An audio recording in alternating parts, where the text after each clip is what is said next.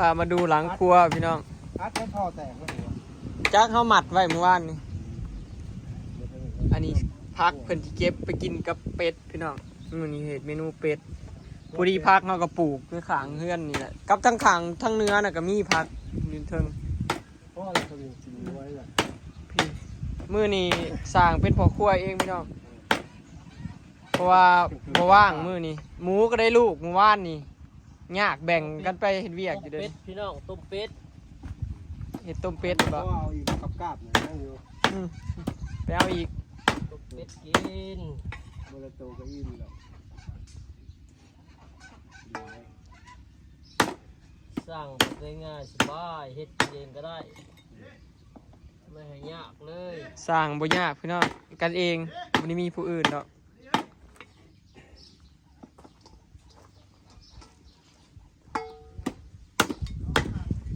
สร้างบ้านเฮาเนี่ยพี่น้องสร้างประจำบ้านสร้างประจำบ้านได้นี่ได้จ้างก็จ้างได้แล้วงานบ่น้อยนี่ว่าง ราคากันเองบ่เราถือข้อเฮ็ดให้ซื่อๆว้าถือข้อเฮ็ดให้ซื่อๆอีกข้อแต่มีเบียร์ก็พอเนาะ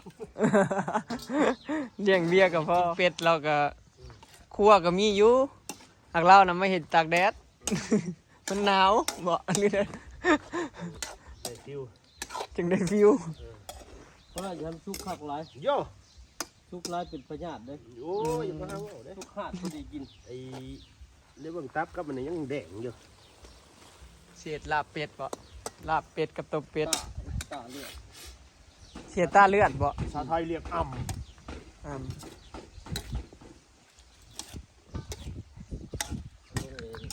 สร้างเฮ็ดกินเองพี่น้องมื้อนี้ขุดนี่มันบ่ว่าจักหน่อยก็สิได้ขึ้นสวรรค์แล้วพี่น้องถามธรรมราเพิ่นอันแต่งโตอยู่ใช่ยังในเรื่องมันจะยังไงใช่เดี๋ยวบักขามเหรอจริงว่ายังปลาแดกยังใช่ปลาแดกอยู่ป่ะใช่แบบนั้นเลยนี่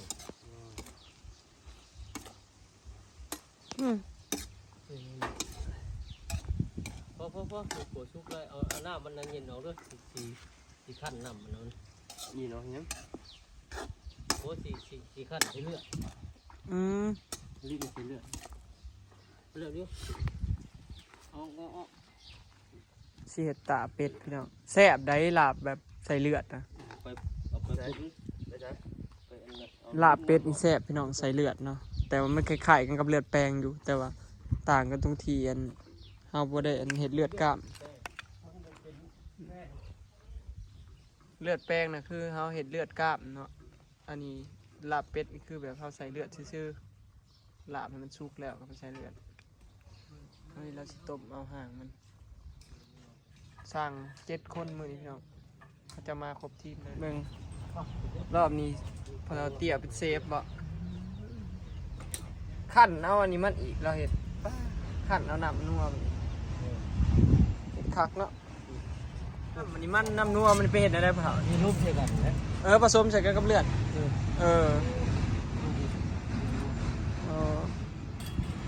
ต้องห่วงนะบุเคยเห็ดจักเถื่อเลยพี่น้องอันเขาเอิ้นยังตาบ่ตาเลือดเนาะคล้ายๆคืออันเลือดแปลงพี่น้องต่างแต่เห็ดคนละสูตรต่างแต่เลือดบกล้ามเนาะแซ่บได้พอมอเลเห็ดไปกินยูโนมีเนี่ยกันเราเห็ดแบบนี้พี่น้องแต่บ่เคยบ่เห็นเขาเจ้าเห็ดจักเทื่อ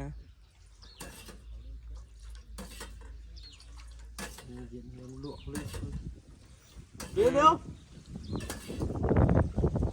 ถามสูตรพี่น้อง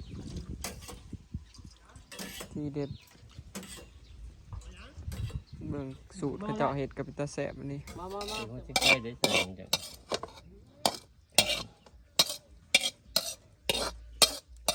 ใส่แนวนี้เลยพี่น้องแล้วก็ปรุงผักพริกข้าวคั่วหอมแล้วก็แล้วแม่นบ่ใช่ว่าลาบเลือดใช่ไหมเนาะเป็นว่าลาบเลือดซะเนาะคล้ายๆกันกับลาบเลือดน่ะคือสินง่วนอันนั้นเขาเอิ้นลาบเลือดเป็ดเขาจะเอิ้นตากเนาะบ่เคยเห็ดกินจักเทื่อได้นี่ดิบมาเลยติช่วยใส่ป่ะใส่ลูกโดดมักพริก พงแล้วก็มาพริกดิบพร้อมเบิ่งสูตรไว้เด้อพี่น้องลองไปเฮ็ดกินเบิ่ง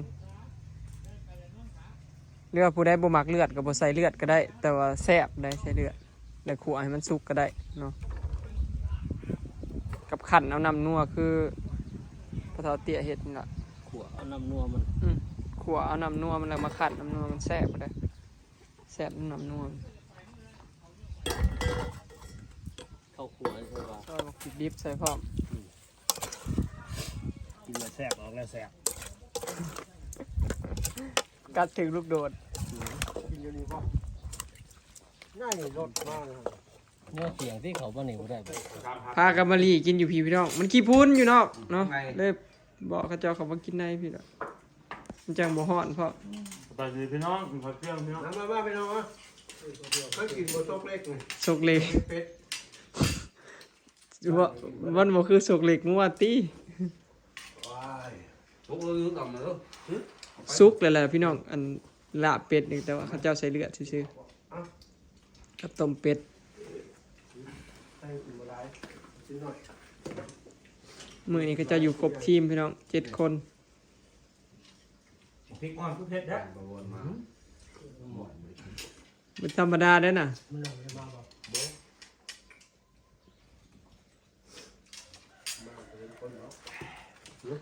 มาเลย เอาทางของนั่น ผมไปแล้วเสร็จยิง พัก เลย ขมิ้นพัก งอก พักเนาะ พักนอกอากาศ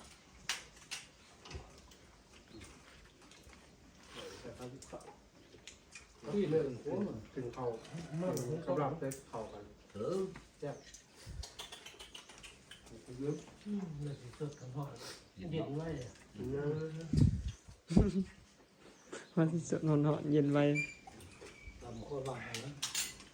เย็นไวอะลีเนาะ โอ้ยมื่อนั้นพากันเที่ยวกินน้ำห้อนจนปากข้าวเสร็จ มันได้ มื่อนั่นแหละ หอมเบิดหมอนนึง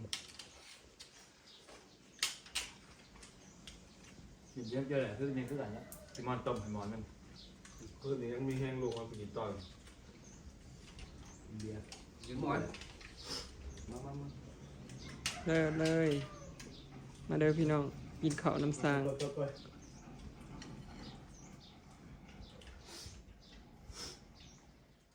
เป็นไงเพิ่งเอาพาคนปลุกคน มันนอกเลย ให้บอกมันสุดรสมันหอด3 เย็นหมดที่ไงเร็วเป็นไงตามบ่แล่นภาคเป็นคล้องใครคนนี้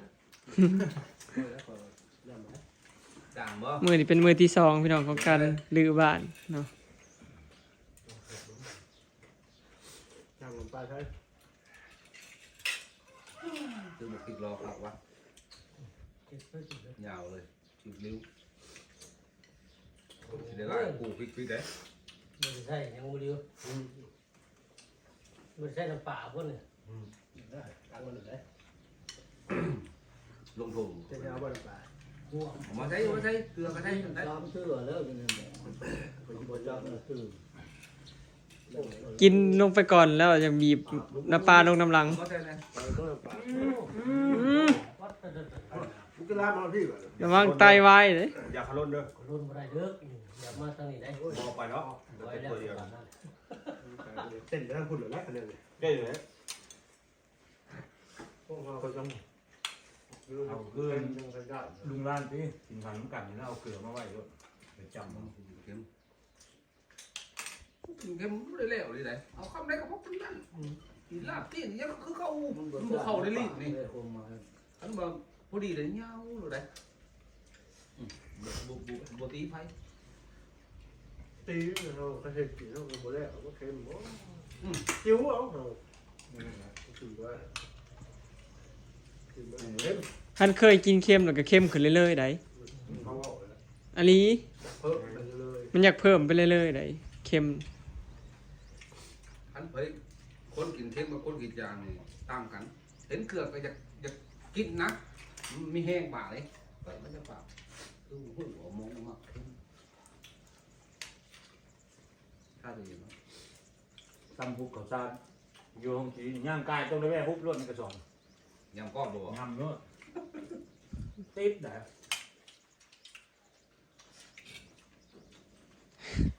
แสดงว่าเพชรแห้งแล้วเนาะเหือแตกเหือแตนที่ลุงโรดพริก กินหมากไหม ไผปลูกพริกนี่นะ ให้ปลูกกับเพชรโอเคดิว บางคนปลูกเฮาบ่เผ็ดได้บางอันก็ซื่อๆได้กัดจน นี่เฮาว่าเพชรกูคนกันย่างพ้นนี่แม่ เฮาปักพริกบ่เผ็ดปานใดน่ะใครแน่เฮาว่า ตัวกินกูเพชร เกิดข้าวคั่วใส่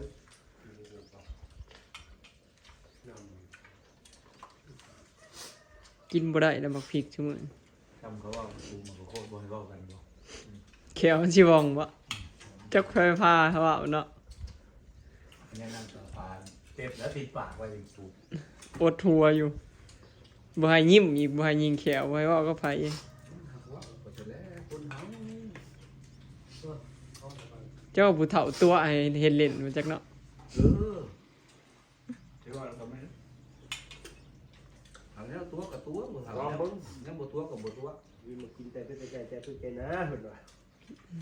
แล้วก็บ่ต้อง มันจะไปว่ากูมือยังไงว่าขึ้นนับนะ เอามาตัวแต่ไกลบ่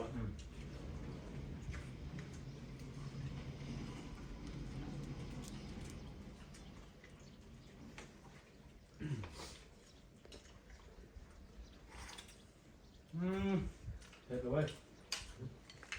เห็นบ่ เม็ดร้อยมือหมดละลายเพิ่น เฮ็ดแล้ว เริ่มแล้วนี่ โอ้มาเฟซก็คุยเอาเลยเด้อเกิดแล้วก่อนไปก่อน ให้กินทั้งไห้เอ้ย ครับครับ ก็แซ่บเลย นั่นคือตัวร้อยเลยสวยก็ไม่ให้เหรอยึดหมาของเพิ่มเลย อืม เพิ่มได้เหรอเป็นสองเลยเพชรป่ะ อืม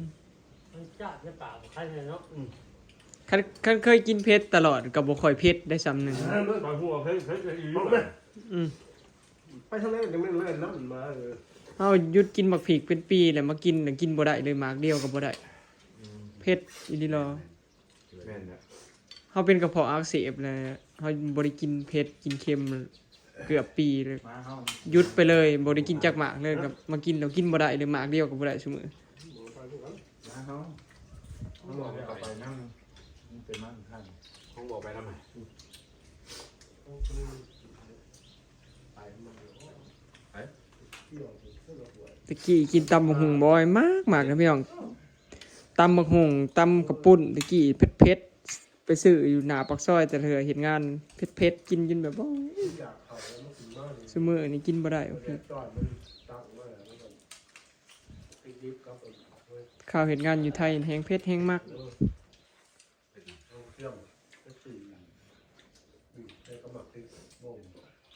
คำนี้ใหญ่เลย ซาลอยมันขึ้นไปก่นมันพี่น้องอันจักหน่อยบ่ก็สิขึ้นแล้วเนาะเดี๋ยว